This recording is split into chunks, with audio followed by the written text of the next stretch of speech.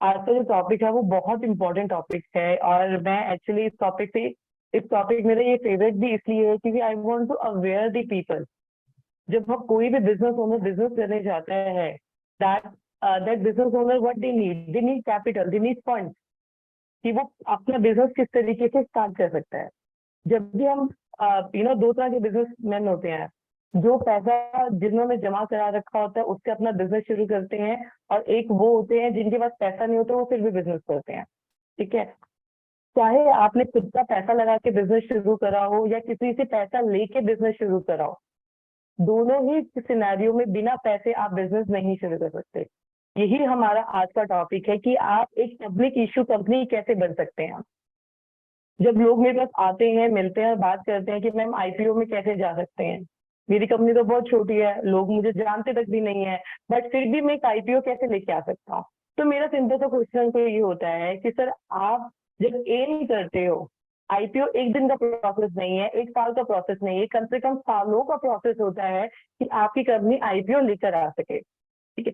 आज उसी के बारे में हम कुछ बेसिक बेसिक चीजें बेसिक बेसिक चीजें डिस्कस करेंगे, समझने की कोशिश करेंगे। और एक इम्पॉर्टेंट चीज क्या है कि इस प्रोसीजर में, the procedure that the presentation I am giving, इस प्रेजेंटेशन में हो सकता है मैं कुछ टेक्निकल टर्म्स का यूज करूं, ऐसी टेक्निकल टर्म्स जो आप लोगों को नॉर्मल नहीं पता हो। तो आप बीच में मुझे चैट में डाल देना, मैं बीच में कोशिश करूंगी कि उसको वही एक्सप्लेन करके आपको समझा सकूं। आज हम जो बात करने वाले हैं वो उस आईपीओ की बात करने वाले हैं, जो आईपीओ जो पब्लिक स्केल के बिजनेस ओनर होते हैं वो कैसे अपने लिए यूटिलाइज कर सकते हैं। आज का जो हमारी प्रेजेंटेशन है या जितना टाइम हम एक दूसरे को देने वाले हैं, आज इस पे हम सोचेंगे कि एक्सचेंज एक्सचेंज क्या होता है। आप लोग ने बीएससी सुना था, एनएससी सुना था, ये तुमने सब सुना था, निफ्टी सुना था, और कुछ से तो कुछ लोगों ने बिजनेस में भी देखा था। बट एक एक्सचेंज एक्सचेंज किस तरीके से काम करता है, उसकी एलिजिबिलिटी, अदर गाइडेंस क्या है।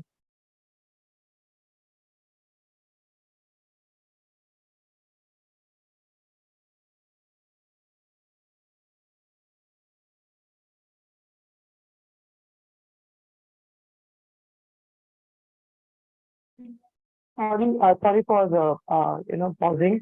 बेनिफिट ऑफ लिस्टिंग, इंटरमीडिएट क्या होती है। अब लिस्टिंग के लिए ऐसा भी नहीं है कि मैंने आज सोचा और मैं आज चला जाऊंगा। उस लिस्टिंग को पहुंचने के लिए कौन से इंटरमीडिएट को आपके साथ में जाना है, प्रोसेस में कितना टाइम लगता है, कंप्लायंसेस क्या है, की एरिया क्या है, और हमारी कंपनी का स्ट्रक्चर क्या है।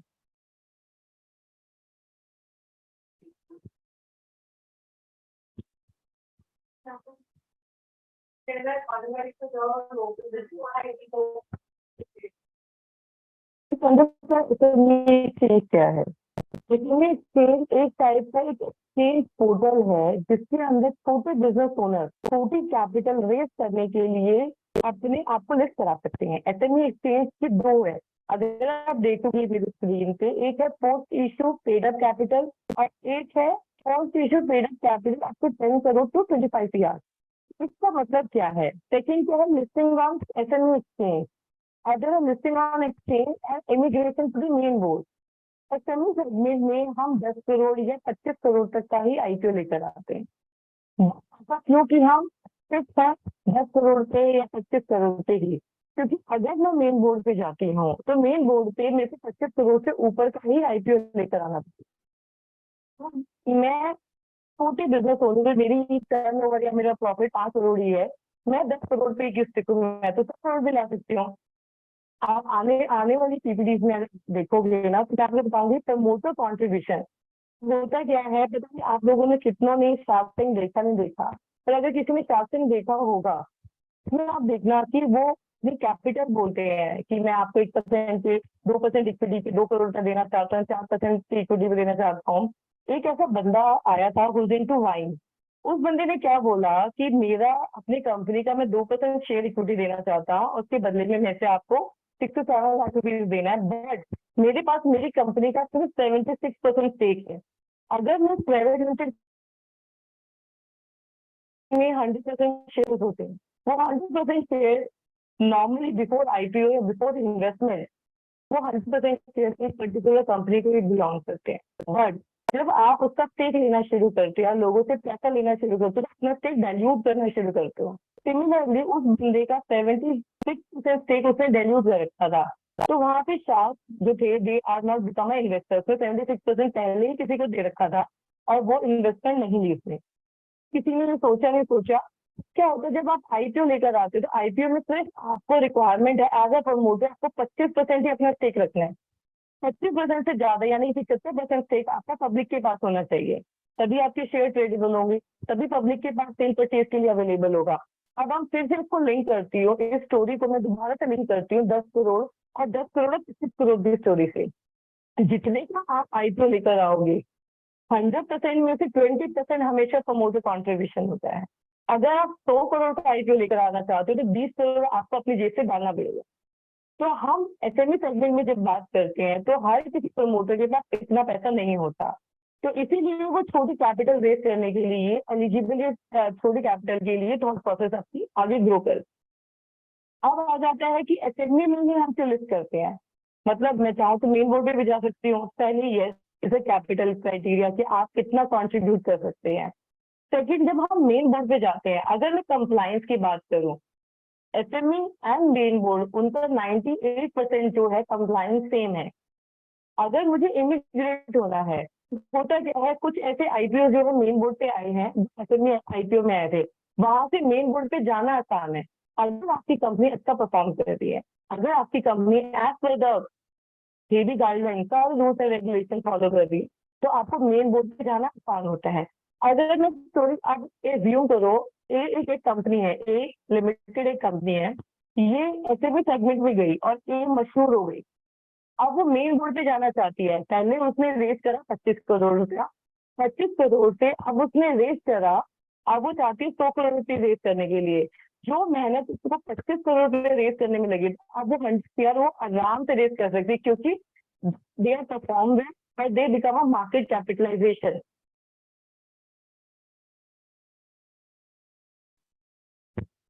मैं एक छोटा सा बिजनेस ओनर हूँ, मैं चाहता तो बहुत होती पैसे में सेगमेंट में जाऊँ, जाऊँ कैसे, कौन मुझे हेल्प करेगा, या मैं आज ऐसी क्या सोच रखूं जिससे मैं आने वाले टाइम पे मुझे एसएमई सेगमेंट में जाना आसान हो जाए। अब हम बात करते हैं बीएससी एनएससी। एसएमई सेगमेंट के ही अपने यूनिट है, मेन बोर्ड और एसएमई बोर्ड। तो आज मैं बीएससी और एनएससी की एसएमई सेगमेंट की डिस्कशन करते हैं। अब बात करते हैं कि कौन जा सकता है आईपीओ लेके। आईपीओ लेके पार्टनरशिप नहीं, एलएलपी नहीं, सिर्फ एक ऐसी कंपनी जो कंपनी एक्ट के अंदर रजिस्टर्ड है और वो भी पब्लिक लिमिटेड होनी चाहिए। अगर आपकी प्राइवेट लिमिटेड कंपनी है, तो सबसे पहले आपको अपनी पब्लिक प्राइवेट कंपनी को पब्लिक में कन्वर्ट करना पड़ेगा, तभी आप पब्लिक से पैसा लेकर आईपीओ के फॉर्मेट में जा सकते हो। अब डिस्कस करते हैं post issue paid up capital का क्या कॉन्सेप्ट है। अगर हम पोस्ट इश्यू की पेड अप कैपिटल का मतलब है, जब अगर आप बीएससी पे लिस्ट होना चाहते हो, दो सेगमेंट है हमारे पास ट्रेड होने के लिए, बीएससी का और एनएससी का। अगर मैं बीएससी पे ट्रेड होना चाहता हूँ, तो बीएससी कहता है जी आपको मिनिमम 3 करोड़ की पोस्ट कैपिटल चाहिए, प्री कैपिटल चाहिए। प्री कैपिटल का मतलब इश्यू से पहले वाली कैपिटल मैक्सिमम 25 की चाहिए। तो यानी कि 3 करोड़ से लेकर 25 करोड़ के बीच में कोई भी आपका आईपीओ हो सकता है, 10, 15, 20, 25 करोड़। अब यही अगर आप एनएससी पे ट्रेड होना चाहते हो, तो एनएससी पे आपकी कोई मिनिमम रिक्वायरमेंट नहीं है। अगर आपकी कैपिटल 1 लाख रुपए भी है इनिशियली, तो आप सीधा 10 करोड़ से इंक्रीज करो, 10 करोड़ का एपीओ लेकर आ जाओ। अब ये बात करते हैं कि भाई मैं तो बीएससी एनएससी दोनों पे जाना चाहता हूँ, मैं क्यों अपने इन्वेस्टर्स को बोलूँ कि आप एनएससी पे लिस्ट करो या बीएससी पे लिस्ट करो। अगर आप दोनों पे जाना चाहते हो, तो आपको बीएससी की जो हायर रिक्वायरमेंट्स है उसको फॉलो करना पड़ेगा। अब बात करते हैं टेंजिबल नेटवर्क। आप एक बात बताओ, एक कंपनी है जो लॉस मेकिंग है, ऐसे में सेगमेंट की लिस्ट होना चाहती है, तो कोई भी उसको अलाउ नहीं करेगा, कोई इसको इन्वेस्ट नहीं करेगा। इसका मतलब क्या हुआ, लिस्टेड के लिए वही कंपनी जाती है जो प्रॉफिट मेकिंग होती है, ये जिसकी नेटवर्क अच्छी होती है। फॉर एग्जाम्पल एक कंपनी है, वो प्रॉफिट कर रही 5 करोड़ का, पर उसकी जो टेंजिबल एसेट है वो 50 करोड़ से ऊपर है। इसका मतलब अगर मैं as a investor, as a individual उसमें इन्वेस्ट करूंगी, तो कहते मेरे पैसे मर नहीं सकते, क्यों, कंपनी की नेटवर्क बहुत अच्छी है। अब बात करते हैं बीएससी। बीएससी सिर्फ ओल्ड एक्सचेंज, उसने अपनी रिक्वायरमेंट को बहुत फिक्स कर रखा है। बीएससी पे लिस्ट करना इजी भी नहीं है, उनके डॉक्यूमेंटेशन हायर साइड पे होते हैं। अब मैं बात करती हूँ टेंजिबल नेटवर्थ की। टेंजिबल नेटवर्थ इस CCR, वही एनएससी ने अपनी कोई रिक्वायरमेंट नहीं रखी है। Net tangible asset minimum CCR, वहाँ पे एनएससी में कोई रिक्वायरमेंट नहीं है। फिर आपके प्रॉफिट, प्रॉफिट ट्रैक होना चाहिए आपका, प्रॉफिट डिस्ट्रीब्यूटेबल होना चाहिए, मतलब ऐसा प्रॉफिट जो आपको किसी को पे नहीं करना, शेयर होल्डर्स के हैंड में है। शेयर होल्डर के हैंड में मतलब फॉर एग्जाम्पल आपकी 100 करोड़ की सेल थी, 80 करोड़ का एक्सपेंडिचर, आपने टैक्स पे कर दिया, टैक्स करने के बाद जो आपका पैसा बचा वो डिस्ट्रीब्यूटेबल प्रॉफिट होती है, यानी कि ऐसा प्रॉफिट जो आप डिस्ट्रीब्यूट कर सकते हो। वहां पे बीएससी की रिक्वायरमेंट अलग है, एनएससी की रिक्वायरमेंट अलग। एनएससी कहता है, यहाँ पे एनएससी ऊपर की रिक्वायरमेंट कम करते हुए ये बोलता है कि आपका प्रॉफिटेबल 3 साल से होना चाहिए। वहीं पर बीएससी जो बोलते हैं 3 में से 2 साल की बात करते हैं। अदर कंडीशन में बोले यस, अदर कंडीशन जो है it's only considerable mean, considerable मतलब जब आप इतना पैसा लगाते हो, जब इतना कैपिटल रेज कर रहे हो, तो ये जो अदर रिक्वायरमेंट है कि बाइफर भी होना चाहिए, डीमेट ट्रेडिंग होनी चाहिए, ये सारी वेबसाइट होनी चाहिए। वेबसाइट इज मैंडेटरी, और वेबसाइट पे कंप्लायंस आना आपका बहुत मैंडेटरी है। रिचा, क्वेश्चन हम लास्ट में ही लेंगे ना, we are not taking in between. Yes ma'am. Ma'am last के 15 मिनट्स हम Q&A सेशन रखेंगे। ठीक है, ठीक है। किसी ने बोला मेरी वॉइस ऑडिबल ऑडिबल नहीं है, Richa do you feel the same? नहीं, अभी पहले एक्वा आ रहा था बीच में, बट अभी प्रॉपर आ रहा है। अच्छा ठीक है, मुझे बता देना, बिकॉज मैं बोल दूँ तो मुझे नॉट हैविंग अ फील कि मेरी आवाज पहुंच रही है नहीं पहुंच रही है। अभी प्रॉपर आ रहा है। Okay. Yes ma'am. I'm also feeling that my internet has some issue. Yes.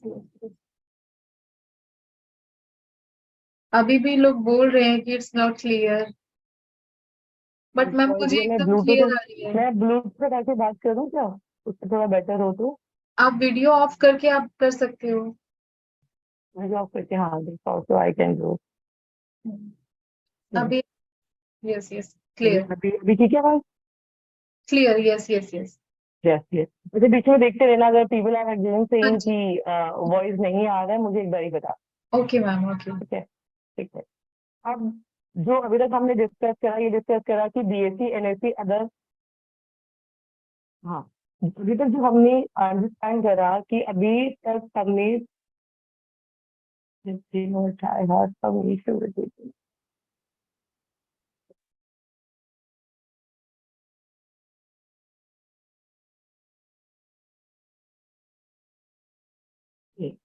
ये जो हमने डिस्कस करा, वो ये डिस्कस करा कि हमारा एसएमबी सेगमेंट की हम बात भी कर रहे हैं आज, लेकिन हमने डिस्कस करा कि अगर मैं आज कंपनी के फॉर्म में बिजनेस रन नहीं कर रहा, तो मुझे पहली बात तो कंपनी के फॉर्म में बिजनेस रन करना है। अब इम्पोर्टेंट है, एक प्रिपरेशन होती है हमारी, एक प्रिपरेशन होती है अथॉरिटी, जिसकी परमिशन के बिना हम अपनी लिस्टिंग नहीं कर सकते हैं। अब मैंने आपको स्टोरी सुनाई थी ना शार्क टैंक वाली, तो शार्क टैंक में जो मैंने आपको बोला कि वो जो बंदा था जिसकी 74%, 76% तो उसने डेल्यूट कर रखा था।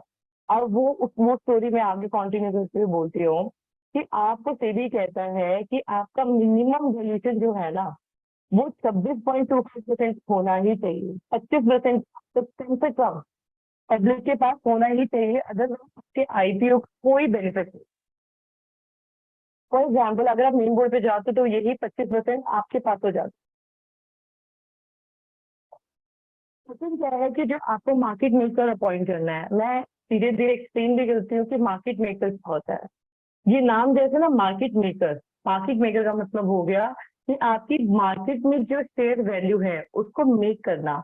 सेबी कहता है, या गाइडेंस कहती है, या ट्रेंड ही कहता है कि अगर आप आईपीओ 35 रुपए को लेकर आए या 50 रुपए को लेकर आए, ऐसा नहीं है कि आते ही वो 50 रुपए का शेयर आपका 1 रुपए पे चला जाए, ये वो 50 रुपए का शेयर 150 रुपए पे चला जाए। तो मार्केट मेकर होती है, इंडिपेंडेंट बॉडीज होती हैं, और ये आपके शेयर को प्रॉपरली मेजर करती है। मेजर इन द सेंस कि आप अगर 35 रुपए का शेयर लेकर आए हैं, तो वो एक डिसेंट वे से ही इंक्रीज होना चाहिए, डिसेंट वे से ही कम होना चाहिए। Why market maker is important? जो 1992 में हुआ, it's a story of market maker. Market को स्पेकुलेट कर कर कंपनी की वैल्यूएशन इंक्रीज कर कर सेल करना is it's become a fraud. उस फ्रॉड को बचाने के लिए मार्केट मेकर एसएमई सेगमेंट में कंपल्सरी कर दिए गए हैं। अगर मैं यही बात करूं, अगर मैं as a business owner main board में जाती हूँ और मेन बोर्ड में जाकर मैं अपना आईपीओ लेकर आती हूँ, तो इसमें क्या होगा कि मार्केट मेकर मुझे इम्पोर्टेंट नहीं है या मैंडेटरी नहीं है, या मुझे अगर अपॉइंट करना है तो एग्रीमेंट में मुझे साइन करना पड़ेगा कि मैं इतने टाइम पीरियड के लिए मार्केट मेकर लेकर आ रही हूँ। मिनिमम सब्सक्राइबर कौन होने चाहिए? नॉर्मल प्राइवेट कंपनी, अगर हम बात करते हैं, प्री आईपीओ की बात करती हूँ, मैं आईपीओ नहीं लेकर आ रही, तो प्री आईपीओ में मेरे पास मिनिमम 2 शेयर होल्डर होने चाहिए एज पर दी एक्ट। यही मैं अगर एसएमई सेगमेंट में जाती हूँ तो मेरे पास मिनिमम अलॉटी या मिनिमम इंडिविजुअल या companies number of application accepted 40 allottees होने चाहिए। वो इंडिविजुअल के फॉर्म में भी हो सकते हैं, कंपनी के फॉर्म में हो सकते हैं। आप एसएमई सेगमेंट में जाते हो, 100% अंडर राइट होना चाहिए। 100% अंडर राइट का मतलब क्या होता है कि जब आप अपना शेयर मार्केट में लेकर आ रहे हो, वो फेल नहीं होना चाहिए। अंडर राइटर क्यों होना चाहिए? अंडर राइटर की बेनिफिट क्या है? अंडर राइटर एक ऐसा बंदा होता है, वो ये कहता है कि अगर का पैसा मार्केट में किसी ने इन्वेस्ट नहीं करा आपके आईपीओ में, तो मैं सारे शेयर खरीद दूंगा। तो वो एक तरीके की गारंटी लेता है कि आपका जो आईपीओ है वो फेल नहीं होगा। एसएमई में ये मैंडेटरी क्लॉज लग दिया जाता है कि अगर ये अंडर राइटिंग नहीं हुई 100%, तो आपका शेयर जो है आपके अंडर राइटिंग के पास चला जाएगा। अगर मैं यही बात करती हूँ मेन बोर्ड की, मेन बोर्ड में क्या है कि आपको अंडर राइट कराना सब कराते हैं, ऐसा कोई भी नहीं अंडर राइटिंग नहीं कराता, वो अपना पैसा इन्वेस्ट नहीं करना चाहता। तो यहाँ पे क्यों आएगा ये मैंडेटरी? कुछ कंपनीज ऐसी होती हैं जिसका मार्केट में शेयर आते हैं, हर कोई बाय करता है। ऐसे इंडिविजुअल जिनको नॉलेज भी नहीं होती, उन्होंने भी एनआईसी का शेयर बाय करा। बाकी कंपनीज क्या होते हैं, उनको इतना कॉन्फिडेंस होता है कि मेरा आईपीओ तो फेल हो ही नहीं सकता। अगर ये कॉन्फिडेंस है तो वो अंडरराइटिंग नहीं कराते हैं।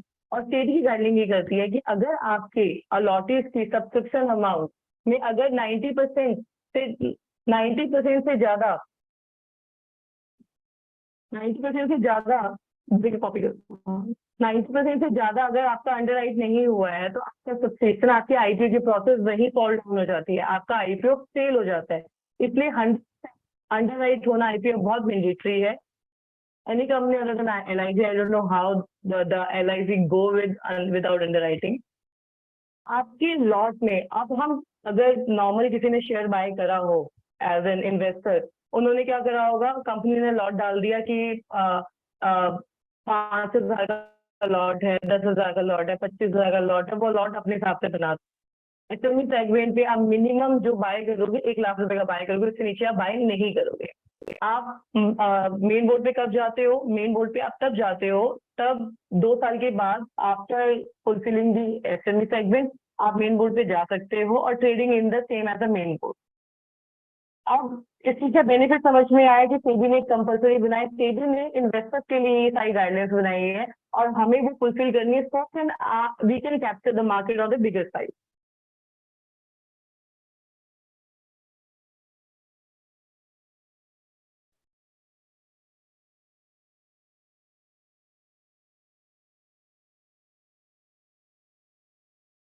बेनिफिट क्या है? अभी तो हमने बात कर लिया, मुझे इतना करना पड़ेगा, 25 करोड़ की कैपिटल ले जाना पड़ेगा, अपनी जेब पे पैसा लगाना पड़ेगा, कंपनी बनानी पड़ेगी, ये।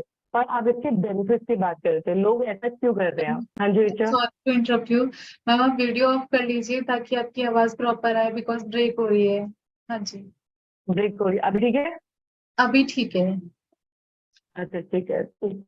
चलो अभी तक हमने बात कर लिया, अभी ठीक है ऋचा? हाँ अब ठीक है, थोड़ा थोड़ा है पर अभी पहले से बेटर है। मिनट है। शायद इंटरनेट इशू। मेरे आपसे बोल दो सबको ना, फोन से वाईफाई ना 5G लाइट वर्क।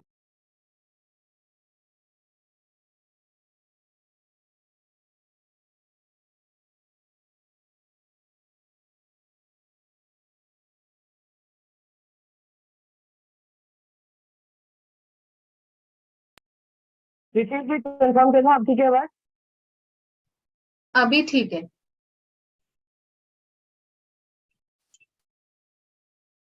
हेलो। हाँ जी, अब ठीक है।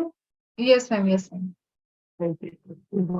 चलो बीच बीच में ना आपसे ही रहना चाहिए, तुम अकेली नहीं बोल रही, somebody also there on the other side. ठीक है। Benefit of listing to the something, capital expansion मतलब ऑब्वियसली जो पैसा आप 2 करोड़ रुपए के लाते हो वो आपको आईपीओ में जब हम बात करते हैं, when we talk about IPO, तो मैं आईपीओ से लेकर आती हूँ, मैं से नहीं लेकर आती है, मैं बैंक से लोन क्यों नहीं लेती। अगर मैं वो पैसा लेकर मुझे लगता है कि मुझे ईएमआई चुकानी पड़ेगी, ठीक है, तो वो पैसा मेरे लिए एक बैंक की तरह, वो डेट की तरह भी काम नहीं करता। अगर एक पैसा मेरे पास आ गया जिसको मुझे चुकाना नहीं है, चुकाना in the sense I didn't want to pay the E M I, I don't want to pay the bank, उस केस में क्या होगा, equity is best form to raise it. आप सोचो, अगर आपने कभी किसी का 5,000 का शेयर बाय करा, तो शेयर अपने कंपनी में कभी नहीं खरीदा, शेयर किसी थर्ड पार्टी ने आपसे खरीद लिया। इसका मतलब कंपनी ने जो पैसा उठाया वो कंपनी के जेब में चला गया और वो अपने बिजनेस एक्सटेंशन में काम कर सकती है। आपकी डेट का बर्डन, डेट मतलब जो आपने लोन ले रखा है या आपने क्रेडिट रेटिंग ले रखी है, जो आपको हर साल ईएमआई पे करनी है, उसकी उसका बर्डन आपके माइंड से चला जाता है। Second, impact on your branding. ऐसे बहुत सारे एसएमई ब्रांड्स हैं, I can take on my hands on the name, जो एसएमई सेगमेंट के बाद मेन बोर्ड पे जो आईपीओ लेकर आए ना, वो ड्रास्टिक उन्होंने क्या कहते हैं, ड्रास्टिक इम्पैक्ट करा। एक आईपीओ अभी आ रहा है दैट कम इन में, Care Cargo, they are one of the biggest logistic company, ठीक है। केयर कार्गो को आज से पहले कोई नहीं जानता था। एसएमई सेगमेंट में उनका जब से पॉपअप हुआ है 6 महीने से कि केयर कार्गो आ रही, केयर कार्गो आई है, जो कंपनी लॉजिस्टिक में बिजनेस करते थे उनको ही पता था वो आईपीओ लेकर आ रहे। जैसे ही वो एसएमई सेगमेंट पे अपना अनाउंस करते हैं, न्यूज़पेपर में एडवर्टाइज करते हैं, हर कोई जानने लग जाता है, yes care cargo is a brand impact. Care cargo लोग जानने लग जाते हैं, केयर कार्गो बिजनेस क्या कर रही है, केयर कार्गो आके आईपीओ से पैसा उठा के क्या करने वाली, people start talking about it. जब लोग बात करते हैं, इसका मतलब आपकी ब्रांड इमेज डेवलपमेंट हो रही है। Depend on investor base getting capital in the secondary phase, getting independent valuation। व्यक्ति जो है 500 करोड़ की है, 5,000 करोड़ की है, उसके पीछे इम्पैक्ट, उसके पीछे उसके कैपिटल इम्पैक्ट होता है। अगर मैं आज 10 करोड़ का कैपिटल निकाल रही हूँ, मार्केट से उठा रही हूँ, तो 10 करोड़ की जगह मुझे अपनी कंपनी को 100 करोड़ का बनाना है। दैट इज द कहते हैं इम्पैक्ट ऑफ फंडिंग। उस पैसे को यूज करके मैंने अपने बिजनेस को एक्सटेंशन में करना है। ऐसे बहुत सारे आईपीओ फेल हुए हैं जहां पे लोगों ने पैसा उठाया है, पैसा उठाने के बाद उसकी वैल्यूएशन नहीं निकाल पाए और वो आईपीओ फेल हो गए, बिजनेसेस भी फेल हो गए हैं।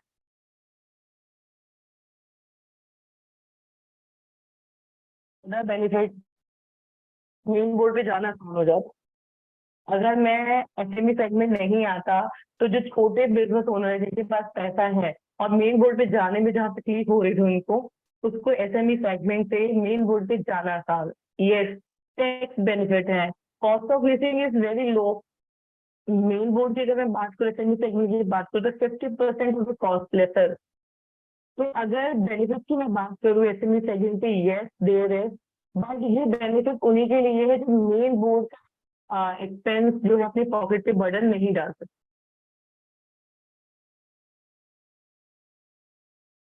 Let's move to the another slide.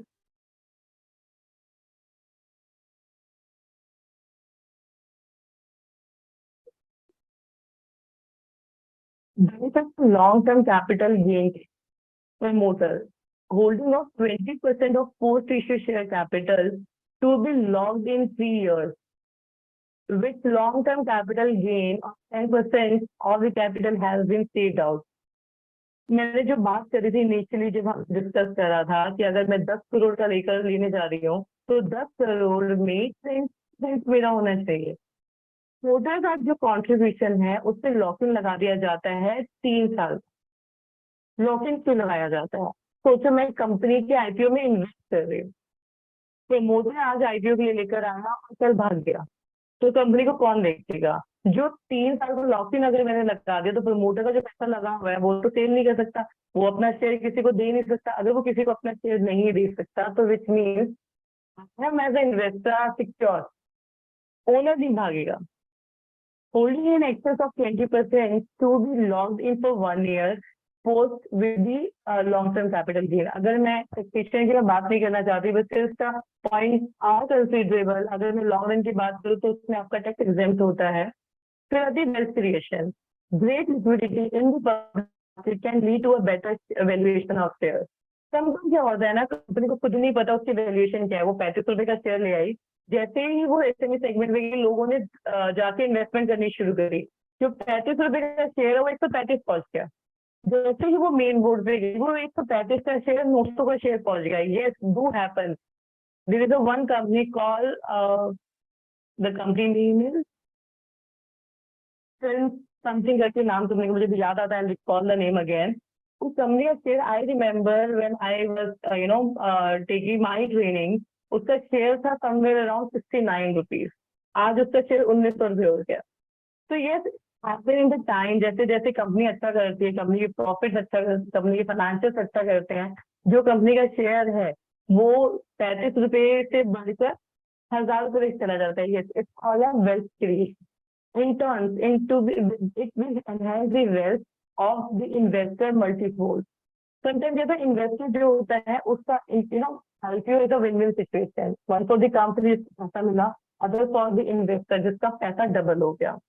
Liquidation, becoming a public company, establish a market for the company or share, providing its investor an effective and regulated place to trade a share. The long-term capital gain, short-term capital gain is very, taxation is something might be हो सकता है जब आप IPO लेकर आए तो long-term capital gain का concept खत्म हो जाए, but this capital gain is for the reference only.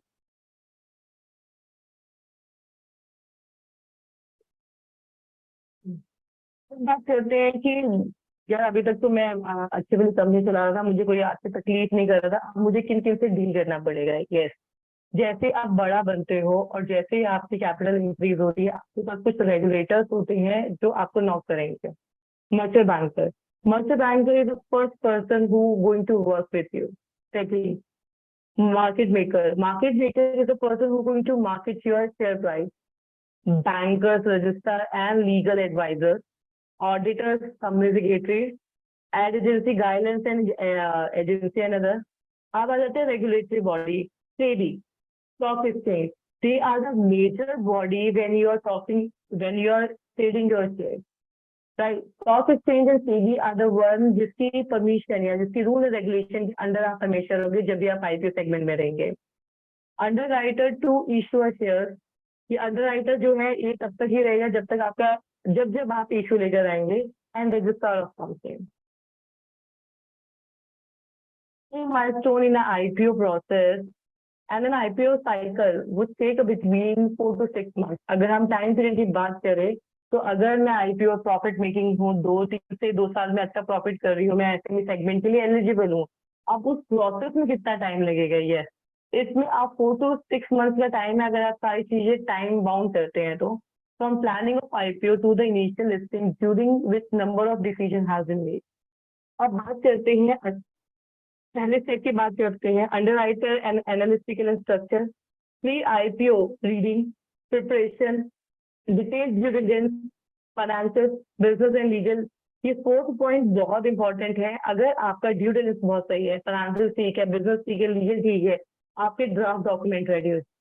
जैसे आपके ड्राफ्ट डॉक्यूमेंट रेडी हो जाएंगे, मार्केट इशू के लिए आप रेडी हो, then pricing for issue and go for the listing. सुनने में आसान है, पर दिस प्रोसेस मतलब एक लिस्टिंग के लिए दे रिक्वायर्ड अराउंड समवेयर, अगर मैं डॉक्यूमेंटेशन की बात करूँ, more than 500 documentation goes in one IPO। IPO के लिए मैं जाऊं कैसे, क्या प्रोसीजर होता है?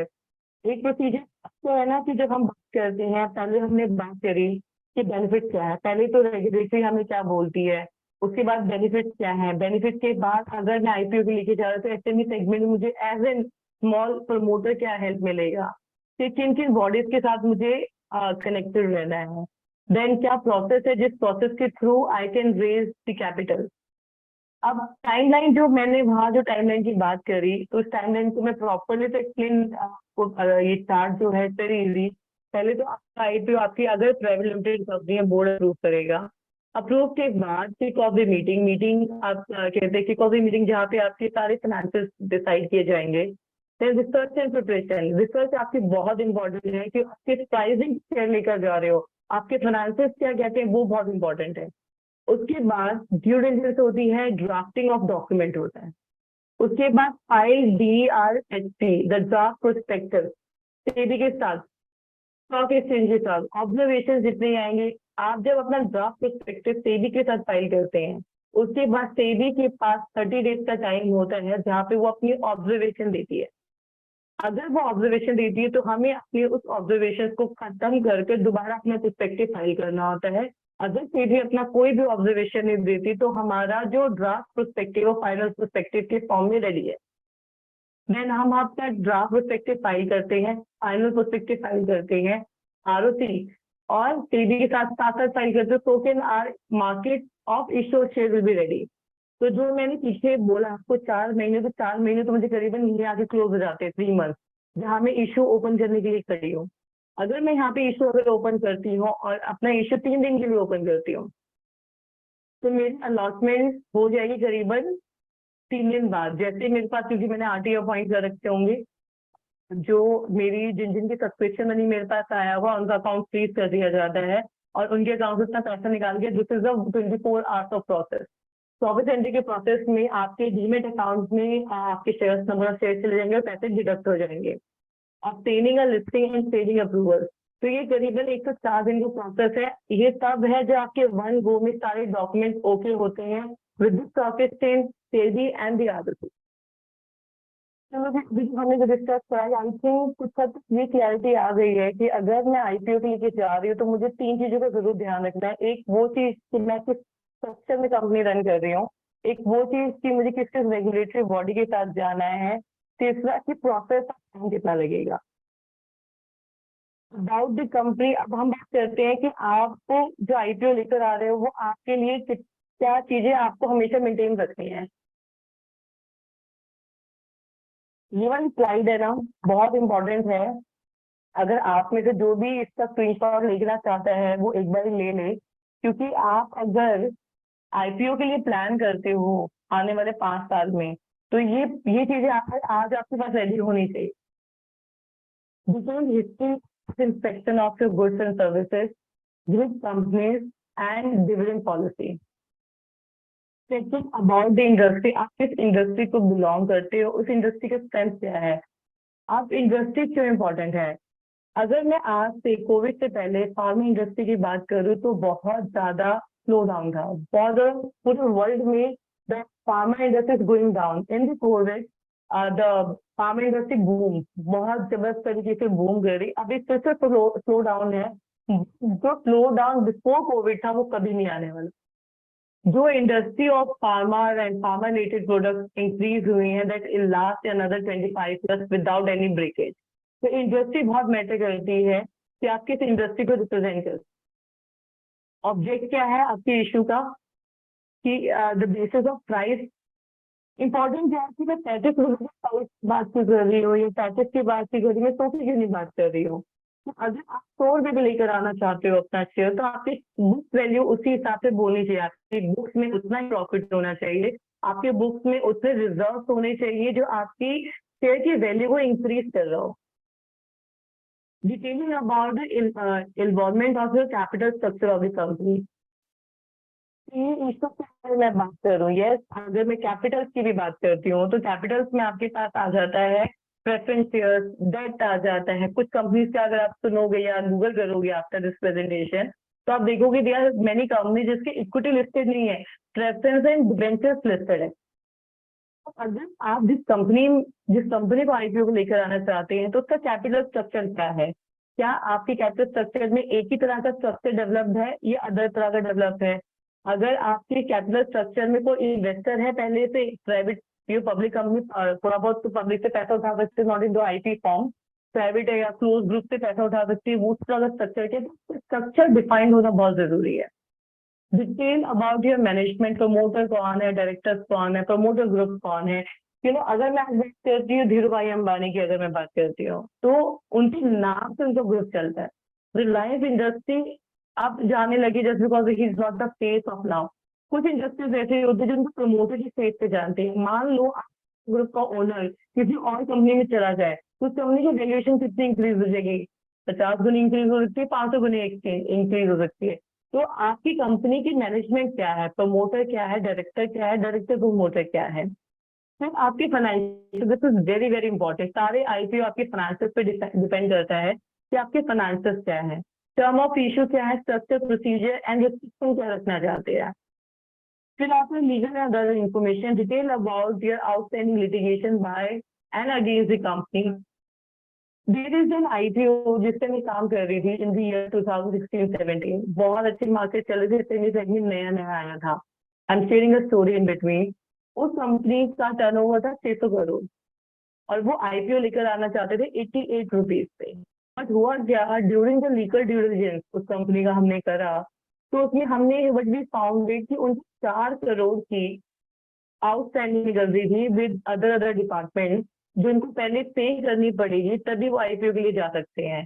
एंड पूरी स्टडी जो हमने कंपनी आईपीओ लाने के लिए करी वो फॉल डाउन हो गई। रीजन भी, वो सिर्फ 15 करोड़ का आईपीओ लेकर आ रहे थे, जिसमें से 4 करोड़ पहले आईपीओ लाने से पहले 4 करोड़ उनको पहले किसी गवर्नमेंट डिपार्टमेंट में देने पड़ेंगे। उनका आईपीओ फेल हो गया या थॉट प्रोसेस फेल हो गया, तो आपकी आउटस्टैंडिंग ऑफ लिटिगेशन क्या है अगेंस्ट एंड कंपनी, कंपनी के अगेंस्ट क्या, promoter, director, group of concern बहुत मैटर करता है।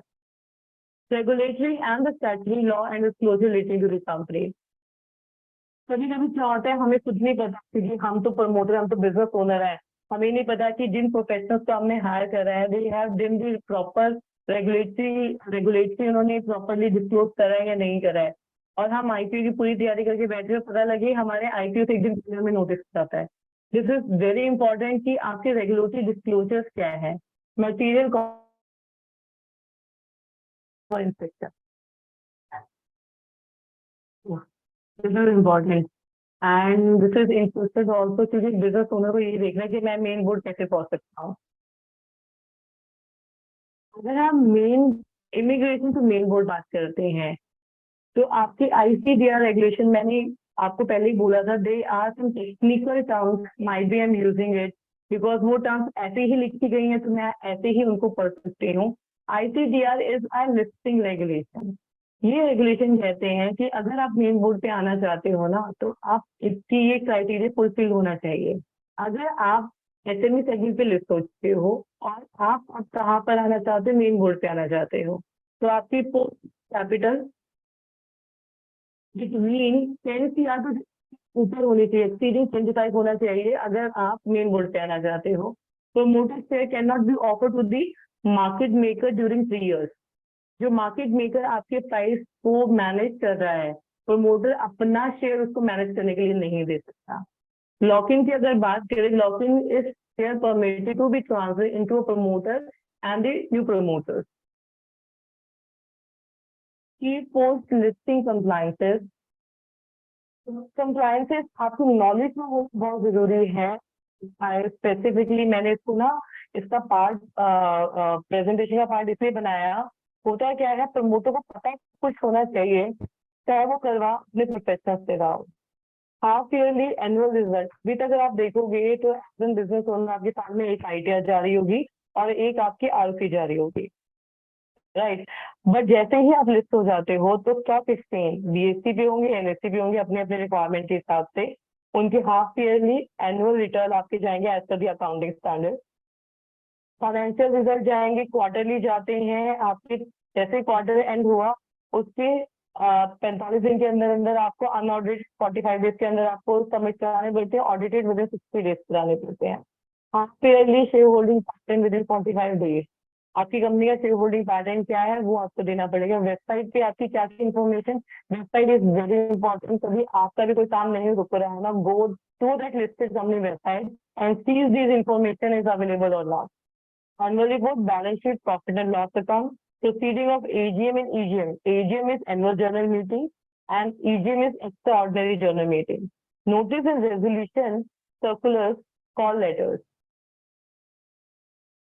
ये अगर आपकी वेबसाइट पे, तो अब ये देख सकते हैं कंपनी के अंदर चल क्या रहा है, कंपनी मार्केट में किससे क्या बात करने की कोशिश कर रही है। अगर आप देखोगे ना, किसी कंपनी का एकदम से प्राइस ऊपर आना नीचे आना, इस on the information. Marketing strategy क्या होती है? Institutional, retail, post, DPR and post RPH. अगर मैं इंस्टीट्यूशनल मार्केटिंग की बात करूं तो मैनेजिंग सीनियर लेवल या जो बड़े बड़े इन्वेस्टर्स होते हैं, they come to the network in investor company. तो अगर मैं 100 करोड़ का आईपीओ लेकर आ रही हूँ या मैं 20 करोड़ का आईपीओ लेकर आ रही हूँ, तो मेरे इन्वेस्टर कौन होंगे? एक इंडिविजुअल एक नहीं। तो यहाँ पे हम बात करते हैं, यहाँ पे जो बड़े इन्वेस्टर्स होते हैं, इन्वेस्टमेंट पे ही अपना बिजनेस रन करते हैं, they are the biggest investor in IPO. और उनसे मार्केट की इतनी अच्छी नॉलेज होती है जो आके इसमें इंस्टीट्यूशन। तो हमारी स्ट्रेटेजी क्या होनी चाहिए कि मेरे इंस्टीट्यूशनल इन्वेस्टर होने चाहिए, एचएनआई जो ऐसे इंडिविजुअल्स होते हैं जिनके पैसा बहुत होता है, वो इन्वेस्ट करके ही पैसा बनाते हैं। कम्युनिटी इन्फ्लुएंसर कुछ इन्वेस्टर्स होते हैं, जहां वो पैसा लगाएंगे मार्केट वही पैसे लगती है। इंस्टीट्यूशनल मार्केटिंग होती है, ऐसे रिटेल मार्केटिंग होती है जो छोटे इन्वेस्टर होते हैं, कवरेज इन्वेस्टर लगाते हैं। फिर documentation and assistant in preparation in TV script and other. क्योंकि जब इशू लेकर आते हो ना, तो आप कैप्चर कर रहे होते हैं मार्केट पे या इंडस्ट्री को कैप्चर कर रहे होते समटाइम, तो people are watching you. I do remember when we talked about LIC का IPO, आई थिंक पिछले 3 साल से कोविड में उसकी 3 बार ओपनिंग हुई और आईपीओ फाइनली अपोस्ट कोविड लेकर आए। तो जब आप जो लेकर आ रहे होता है LIC कंपनी या छोटी कंपनी भी, तो पीपल वॉचिंग जैसे आपको बहुत सारी इंफॉर्मेशन न्यूज़पेपर में देनी पड़ती है। यस, इस टाइम थैंक यू, बट मैं आपको 2-4 या उन चीजों की थोड़ी सी इंफॉर्मेशन। Yes ma'am. अभी आई थिंक क्यूएनए। मैंने ज्यादा। हाँ जी। Yes ma'am. मैम क्यूएनए में क्वेश्चंस हैं पार्टिसिपेंट्स के। Just a minute. 25 CR turnover or sales not at all clear definitions. अच्छा, you are taking the question answer. Yes ma'am. हाँ जी, हाँ जी, बोलो। मैम लास्ट क्वेश्चन है इसमें, 25 CR टर्नओवर है और sales not at all clear definitions. फिर मैं थोड़ी पूछ, बिकॉज आपका क्वेश्चन मुझे क्लियर नहीं आया मैं समझ। सभी पार्टिसिपेंट से रिक्वेस्ट करना चाहती हूँ, किसी को क्वेश्चन है मैम से तो प्लीज आप अपनी हैंड रेज कर लीजिए। हाँ जी, हैंड रेज कर दो, you can commit because question is incomplete. Nilesh जी, आप अपना क्वेश्चन पूछ सकते हैं मैम से।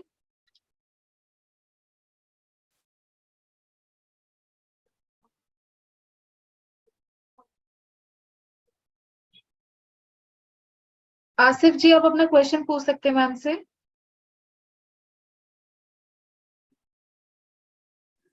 हाँ नमस्ते मैम। नमस्ते आसिफ जी, बताइए। मैडम जी मुझे थोड़ा मैं लेट पार्टिसिपेट हो गया है, थोड़ा सा मुझे इंफॉर्मेशन ऐसा चाहिए। हम लोग डिफेंस में काम करते हैं और हमारा ओके। प्रोपराइटरशिप है। तो वो उसमें से पब्लिक ओके। लिमिटेड करने के बाद में अगर हमको ग्रोथ करना है या हमको बड़ा ऑर्डर मिल गया है तो उसके लिए एक्सटेंशन के लिए आईपीओ ले सकते हैं क्या? सर आईपीओ ऐसे नहीं ले सकते, मैं ये सबको आंसर करना चाहूंगी। थैंक यू फॉर हाँ आस्किंग, ये क्वेश्चन पूछने के लिए धन्यवाद। क्योंकि क्या हाँ। आईपीओ ना, आप ऐसे नहीं ले सकते कि आज आपको बड़ा ऑर्डर आ गया और आप ले लिए। आप पहले अपनी ओके कंपनी को, पहली बात तो आप प्रोप्राइटर का साथ डिफेंस के साथ काम कर रहे हैं, प्रोप्राइटर बिजनेस में ना करें उसको, पहली बात तो प्राइवेट कंपनी आज ही बना ले। ठीक ओके। है। पब्लिक फिर लिमिटेड। जैसे आप हाँ, प्राइवेट लिमिटेड बना ले सर पहले। ठीक है, पहला प्राइवेट स्टेप लिमिटेड आपका हो गया प्राइवेट है, मेरा लिमिटेड। प्राइवेट लिमिटेड है मैम। ठीक है, तो प्राइवेट लिमिटेड हो गया। पहले अपनी कंपनी को सिर्फ 3 साल तक प्रॉफिट मेकिंग बनाइए। प्रॉफिट ओके मेकिंग का मतलब क्या हुआ कि पहले आप रेवेन्यू जनरेट करो, 3 साल तक सस्टेनेबिलिटी लो। क्योंकि अगर आप आईपीओ के लिए जाते हैं तो आज तक के दिमाग में ये क्वेश्चन भी आ रहा होगा कि कितना खर्चा आएगा। आईपीओ में मान के चलना आपके जैसे 40-50 लगने वाले हैं। कितना? सॉरी। तो आप क्या लेना? हाँ जी। खर्च कितना आएगा मैम, एक्सपेंडिचर? 40-45 लाख रुपए कम से कम आएगा, क्योंकि आपकी ओके प्रॉफिट की ओके चीज जाएगी। हाँ। तो okay okay. IPO is not easy. आज ऐसे नहीं है कि आज आपने मुझसे पूछा, ये आपको आईपीओ की इन्फॉर्मेशन होनी बहुत जरूरी है। आईपीओ बहुत हाँ लंबी प्रोसीजर है। जिस दिन ओके। आपकी कंपनी का सिर्फ प्रॉफिट जो है ना 1 करोड़ रुपया हो जाए ना, उस दिन आप आईपीओ के लिए जाए। I P O is not for yes yes yes yes. Okay okay okay okay. Thank you ma'am, thank you. Thank you. सैंग जी आप अपना क्वेश्चन पूछ सकते हैं मैम से।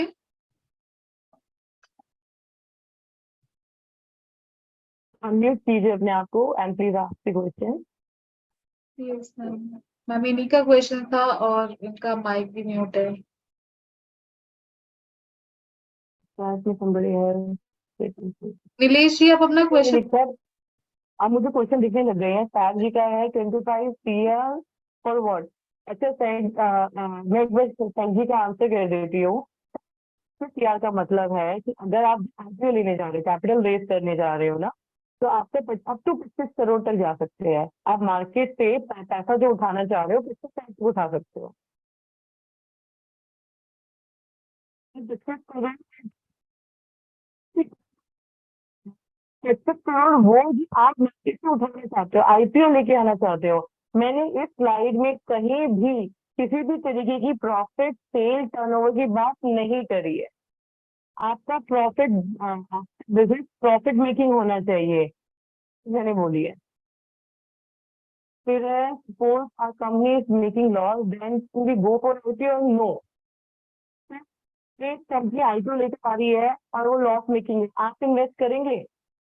डेफिनेटली आप नहीं करेंगे। अगर आप नहीं करेंगे तो कंपनी में कौन करेगा? क्योंकि जो लेकर आ रहे हो उसमें इन्वेस्टर इन्वेस्टर्स है। मैम एक हमारे पार्टिसिपेंट से वो क्वेश्चन पूछना चाहते हैं। अंकुर जी आप अपना क्वेश्चन पूछ सकते हैं मैम से। Ma'am good evening ma'am. हाँ जी, good evening Suman ji. Good evening अंकुर जी। हाँ मैम जी, जो आपने अभी किसी एक सज्जन ने क्वेश्चन पूछा था कि 1 करोड़ रुपए का आपने बताया कि 1 CR का प्रॉफिट आना चाहिए। Ma'am you are talking about 1 CR annually right? Yes sir. Okay ma'am okay. और मैम आप कौन सी, जैसे क्या आपका फर्म का क्या नाम है? फर्म कौन सी है आपकी? सर मेरी कोई भी इंफॉर्मेशन ऋचा की बात है, can take it. Okay Richa will help you. Richa से बात कर लीजिएगा। अंकुर मैं जी वैसे आफ्टर अपना छोटा वेबिनार सा हमारी टीम इंट्रोडक्शन आपको दे देती हूँ। ठीक है हाँ, मैम। मैं एक छोटा सा इंट्रोडक्शन दे देती हूँ। मेरा यस IPO में I done independently 10+ IPO in SME segment, and our firm is a law firm और हम दिल्ली बेस्ड फर्म है। हम करीबन जो एक्सपीरियंस की बात करो तो ये 25 साल से ज्यादा एक्सपीरियंस है मेरा। इंडिविजुअली 10 साल का एक्सपीरियंस है। बाकी मेरी information Richa is the best person going to come. Yes ma'am. Right ma'am right. Thank you so much ma'am. somebody so much sir। हम किसी और को क्वेश्चन पिकअप करें? मैम इतना ही था उनका क्वेश्चन। बाकी Q&A में बाकी के क्वेश्चंस हैं। Video close. What is the basic requirement for IPO?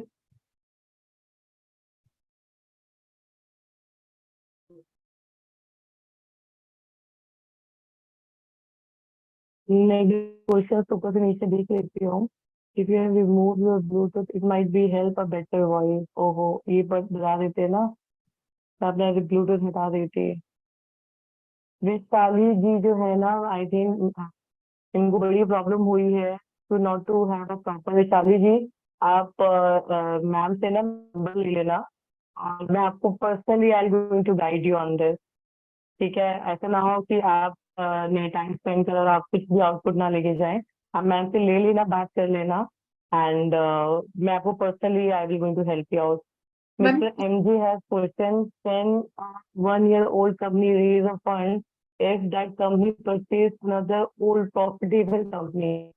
Sir एक रिटर्न मेरी आवाज आ रही है? यस मैम आ रही है।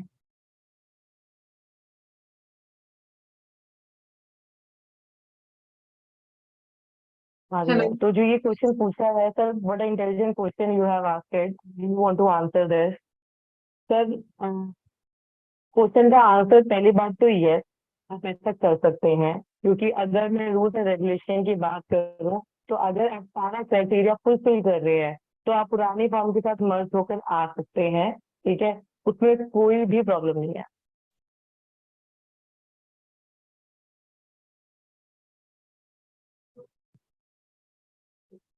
आई थिंक MG आपका आंसर मैंने कर दिया है। अब मिस्टर दक्ष ने पूछा हुआ है, we have intellectual property patent and ergo have you?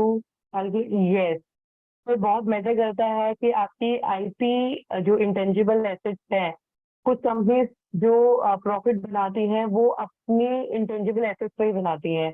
आपकी आईटी सेक्टर कंपनीज का जो आईपीओ है, इस आईपीओ जो आईटी सेक्टर के लेकर आती हैं वो अपनी आईपी इनोवेशन पर लेकर आती हैं। यस, आप उस तरह की वैल्यूएशन बिल्कुल कंसिडर करी जाती है। Do the startup have any special consideration? No. अगर हम स्टार्टअप की बात करें, आप स्टार्टअप की कंडीशन भी अगर गूगल पे पढ़ेंगे मिस्टर गिल, तो स्टार्टअप में आईपीओ का कोई कनेक्शन नहीं है। There is no benefit given extra in startup and all. Yes, ये जरूर हो सकता है कि आईपीओ लेके आ जाइए और जब वो पैसा इन्वेस्ट करे वहां पे आप स्टार्टअप का बेनिफिट ले लें। हाँ, मिस्टर दास ने क्वेश्चन पूछा है, with 45 CR revenue, how much the max can raise the SME? तो SME की maximum cap is 25. Basic requirement PO mister Khan ने पूछा है, सर प्रॉफिट मेकिंग बेसिक अगर पूछे हो तो प्रॉफिट मेकिंग कंपनी होनी चाहिए और जितने का आप आईपीओ लेकर आना चाहते हो उसका 20% आपके पास खुद के पास होना चाहिए। This is a basic requirement for any IPO. बाकी सारी चीजें मैनेजेबल हो सकती हैं। जैसे किसी ने सीधी पूछा है, मैम इस सीधी के फुल फॉर्म आप गूगल करना, then you got to know better. And suppose our company is making loss. I think from question answer I have taken all the questions. Richa, Yes, ma'am. right now, if somebody want to come on stage, we can teach. Yes, ma'am. Just a minute. संग आप अपना question पूछ सकते हैं ma'am से। हाँ जी sir, please आइए, आपके मैंने बड़े क्वेश्चन देखे, क्वेश्चन आंसर मैं हैप्पी टू आंसर। पर माइक म्यूट है इनका। Hello. Hello. हाँ जी सर, हाँ जी sir, Yes, ma'am. Is it audible to you? My voice? हाँ जी सर, audible, very much audible. Yeah, but you have mentioned in the slide 25 CR, that is the SAFE definition, or what definition? Which is not clear. That is the profit or some other parameter. What it is referring to? Can you repeat the question again? 25 CR you mentioned in the slide, that is referring to what parameter of the financial parameter? That is referring to loss or profit or some other parameter. What does it mean? It is not understandable. Yeah, thank you for asking the question. When I talk about 10, 20 parameters, not due to your revenue. Yes. What? But the stock exchange. Maybe Your voice is blurring. Little loud, please. the voice is blurring. Yeah, I'm not getting properly. It's Can blur- you speak a little bit louder? Sir, I'm just loudly, I'm just disconnecting my Bluetooth. Might be that help it. Yeah. And 20 VC are referring to what parameter? That's it. Your definition or SEBI definition? 20 VCR for what? 20 VCR for what? It is referring EBITDA or the profit or loss for what? Mr. Sag, what I'm saying, आपका question, if I correct me right, if I'm understand your question perfectly, when you ask, when we saying about 10 CR or 25 CR, you want to Yes. understand why, where from it coming it? It's coming Yeah, from what parameter you are referring? You are Correct. referring the blood pressure or the sugar pressure or what pressure? That it's doesn't in have the any meaning. regulations only. So it's in the regulation only. Regulation, but the regulation they have defined it properly for the people to understand. The regulation, maybe you are talking about SEBI regulation, no? Yeah, so it's SEBI, yes, it's SEBI ICDR regulations. ICDR, they have defined something that does you think that people can understand that that is not a well proper structure? Am I right or not? Sir, I'm not able to understand you properly. That is not well aligned structure of the ICDR for the people to understand. Am I correct or not? Sir, just wait. When we talk about IPO, just understand. When we talk about IPO, I am here to tell how you can achieve your IPO goals. When we say about, yes, 10 crore, when we talk about 25 crore, it's written in the act. If it is written under the SEBI SME segment, if you go with the ICDR regulation is a listing regulation. If you talk about the capital capping coming from the SEBI SME segment rules. Capital capping means, can you please define me capital capping for finance, for non-finance peoples? Sorry? Capital for you are talking about capital or caps. Can you define that what it refers to? So when I talk about capital capping for now, for this year or in coming years, the SEBI said if you want to come into SME segment, then you have to come maximum of 25 CR of IPO. No, ma'am, 25 CR IPO for I have to put my capital or my investment or what? What is the terms it is referring to, which is unclear for the people? Am I right or not? Yeah, have you understand my concern? What I understand, I don't, please repeat the question again. Okay. For decision maker, does this terms is useful or not? You have to understand in that perspective. I'm sorry, I really don't understand your question. No, 25 say here capital or cap something we have mentioned, but decision maker they don't understand anything at all. What is caps are? You have to define that first, or else you can. What your Mr. Sag has just gone. Mr. Sag, what your concern? I think we have a language barrier as well. We Yes. can connect personally to understand better. Yes, ma'am. अभी last one is Daksh. Daksh, please आप अपना question पूछ सकते हैं ma'am से.